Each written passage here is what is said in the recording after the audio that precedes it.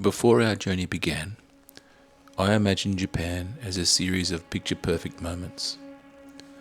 The vermilion gates of Fushimi Inari, the golden pavilion reflected in still waters,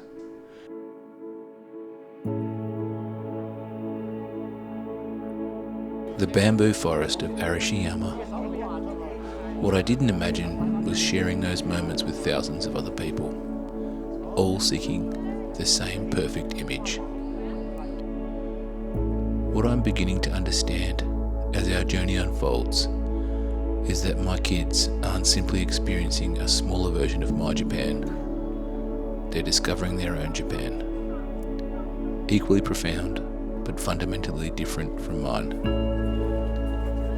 Our paths intersect but are not identical, and in this recognition lies a kind of freedom I hadn't anticipated.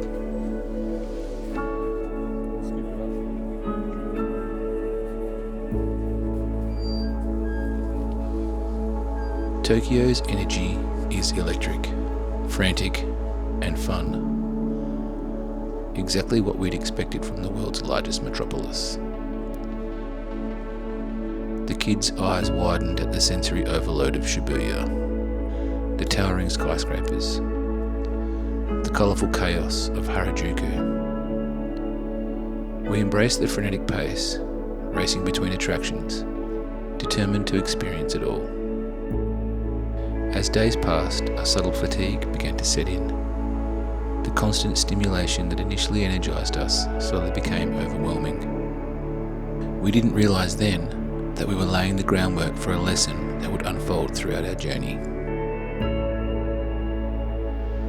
Kyoto would later surprise us with its crowds. The city's ancient pathways now serve as highways for tourism. Every shrine, every garden, filled with visitors clutching phones and cameras, rushing from one landmark to the next, each person, myself included, trying to capture something authentic in the most inauthentic way possible. I found myself becoming one of them, hurrying my family between destinations, anxiously checking off sites from my mental list, afraid of missing something important. I began to wonder, what exactly was I afraid of missing?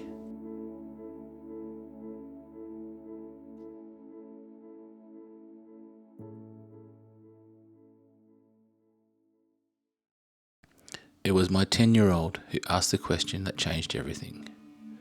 Why are we always hurrying? I had no good answer. The truth was uncomfortable. My anxiety about experiencing it all was preventing us from experiencing anything deeply.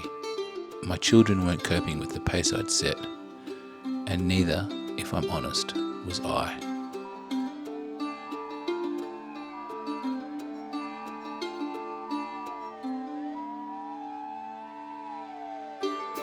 Our day at Team Lab Planets in Tokyo revealed another dimension to our journey.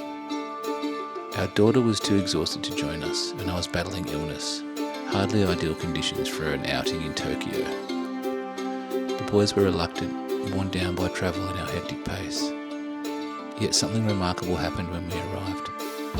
As they immersed themselves in these interactive light environments, their exhaustion gave way to wonder. Their initial resistance transformed into genuine joy.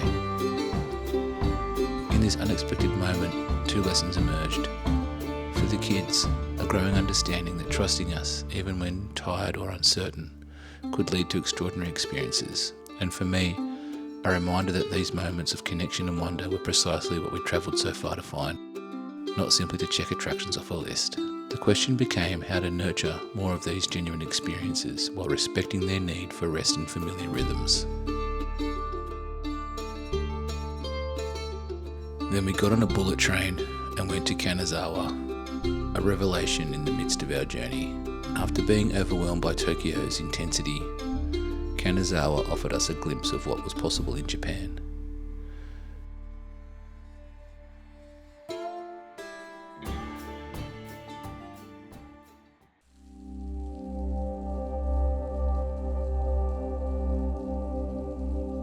With fewer tourists, The gardens, markets and neighbourhoods opened themselves to us in ways that the famous sites couldn't.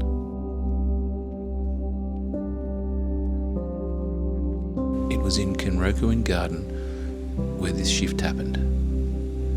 My son and I discovered a traditional tea house perched over a serene pool. Inside, away from super crowded pathways and selfie sticks, we sat together enjoying tea and mochi. Time slowed down. The ripples on the water, the warmth of the tea bowl in my hands, my son's quiet contentment. These small details suddenly held more significance than any famous landmark we'd rushed to see. In this little tea house, we found what we'd been seeking all along. Space to breathe, to observe, to simply be present together. Some of our most meaningful moments weren't at attractions at all, but in quiet observations of everyday life. Watching a neighbourhood wake up from our window. Noticing the rhythm of local routines unfolding before us. It wasn't that Kanazawa had less to offer, it had more, because we could actually engage with it. We weren't looking at Japan through a viewfinder or a crowd, we were living within it. My first lesson revealed itself not in the grandeur of famous temples, but in the quiet moments between destinations. My partner reminding me gently that our hotel room view was an experience too, not just somewhere to sleep between adventures. I realised that my fear of missing out was causing us to miss what was right in front of us. The most profound experiences weren't waiting at the next landmark, but in the spaces between, in the slower rhythms that children naturally understand. Arriving in Kyoto after Kanazawa was jarring. The crowd seemed even more intense, the pace was more frantic. We were now searching for something we knew existed, that slower, more authentic Japan we'd glimpsed in Kanazawa.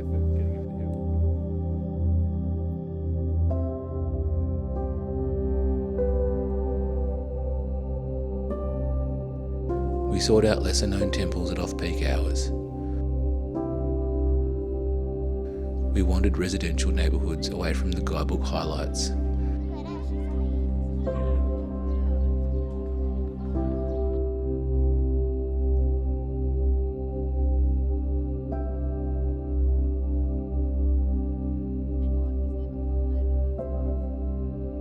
Yet the sheer volume of tourism had transformed even Kyoto's quiet corners.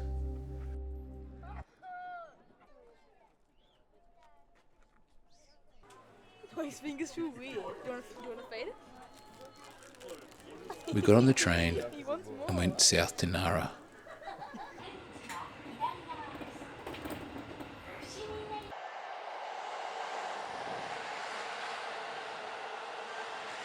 It began like so many tourist experiences. Crowded pathways, eager visitors feeding the famous deer, the constant click of cameras documenting each interaction. Yet once again, it was in stepping away from the main attractions that we found our rhythm. While everyone else rushed to see the great Buddha, our kids sat by a pond, entranced by turtles sunning themselves on rocks. Time slowed as we watched these unhurried creatures. Their ancient pace, a reminder of how we wanted to move through this remarkable journey.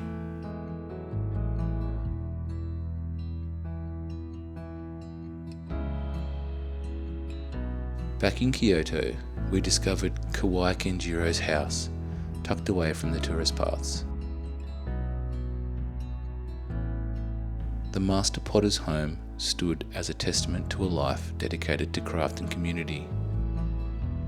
Walking through rooms filled with his artwork, I felt a profound connection to the space that transcended language and time.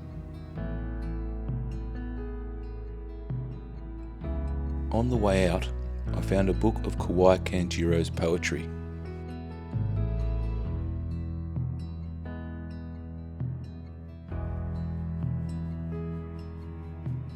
I want to see a new self. I work. I've come to this world to find myself. I've come to this world to see myself. To live is my task. To work, my living. Everything is but an expression of the self. These words resonated like a quiet bell within me. The large community kiln that once served 20 neighbours revealed a man who understood that creation is not solitary, but connected, just as our most meaningful experiences had been about connection rather than acquisition.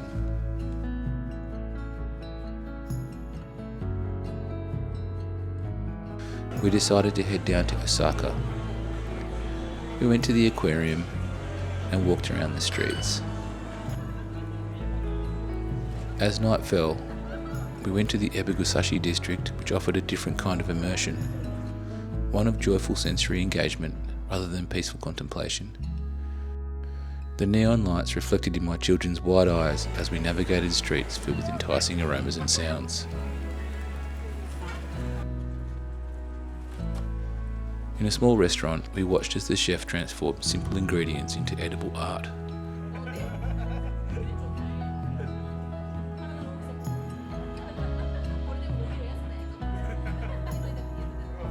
The kids, initially hesitant, grew increasingly adventurous with each bite. Here was yet another lesson in presence, the beauty of gathering around a table, savouring each moment, each taste. The bright energy of Osaka's dining scene wasn't at odds with our newfound appreciation for slowness. Rather, it showed us that full engagement comes in many forms. Our beautiful accommodation in Kyoto became a sanctuary. I adjusted my approach, rising earlier to experience popular sites before the crowds, and then going and hanging out with the kids when they woke up. Seeking out neighbourhood shrines instead of famous ones, spending entire afternoons in single locations rather than racing between many. Most importantly, I learned to recognise my own anxiety when it appeared, that restless feeling that we should be doing more, and to question it. Was I rushing us to the next attraction because it would truly enrich our experience, or because I was afraid of missing something? I remember the days, all those years ago that never fade away. And I remember your face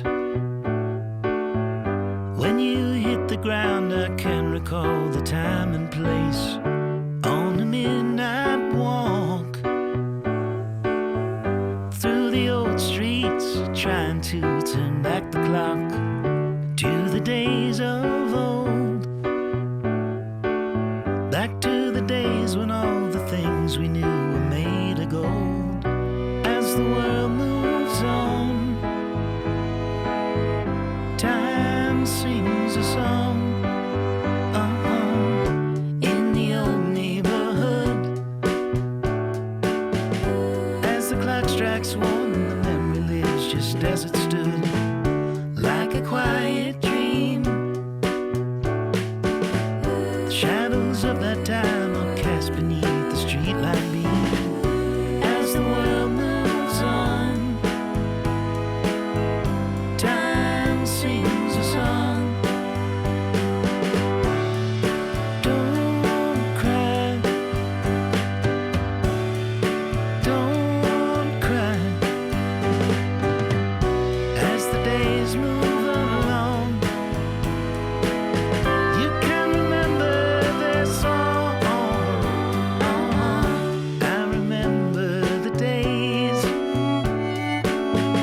Looking back, I can see clearly how we had it made, and I remember every phase.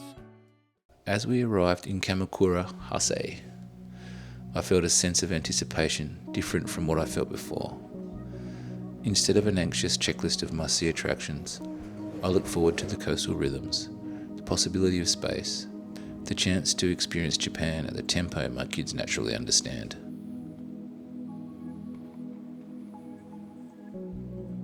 Here, with Mount Fuji standing majestically across the water, we found what we've been practicing through our journey. The pace slowed entirely.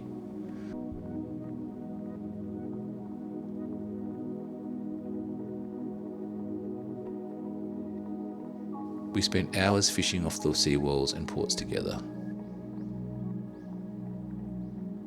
content in the simple joy of waiting. We rode trains that wound through tight neighbourhood streets, seeing glimpses of everyday life unfolding.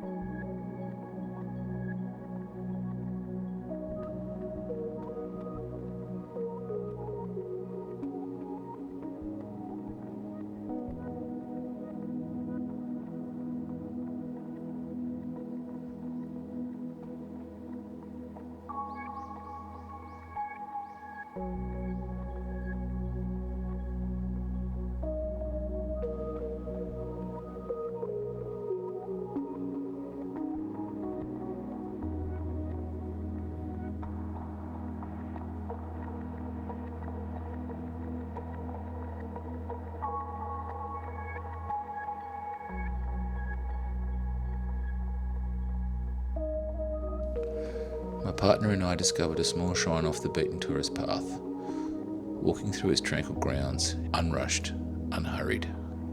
The irony wasn't lost in me. In coming halfway around the world, we really learned how to be still and how to be present. How to be a family moving through space together, rather than individual tourists collecting experiences. The lesson that Japan has taught me wasn't what I expected. It wasn't about the perfect photo of Mount Fuji or finding the best ramen shop in Tokyo. It was about learning to move at the speed of childhood wonder, to value depth over breadth, and to find stillness amid movement. Perhaps the most profound realization came gradually. My kids aren't experiencing the Japan that I'm experiencing. They aren't supposed to. Each of us filters this remarkable country through our own lens of curiosity, history, and understanding. Family travel isn't about ensuring we all see the same things in the same way. It's about creating space for each person's unique journey while sharing the landscape in which those journeys unfold. My children aren't carrying home smaller versions of my memories. They're creating their own tapestry of experiences, equally rich, but wonderfully different. In a country where efficiency and precision are celebrated, our family discovered something different. The art of slowing down, and the beauty of multiple truths existing simultaneously. These might be the most valuable lessons of all. Ones we'll carry with us long after we leave Japan.